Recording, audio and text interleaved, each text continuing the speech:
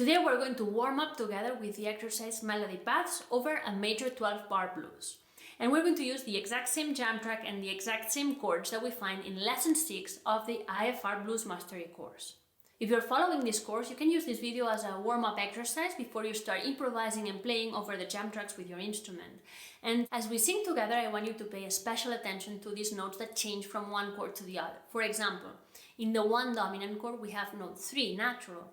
But in the 4 dominant chord, that becomes a flat 3. They're just a half step apart.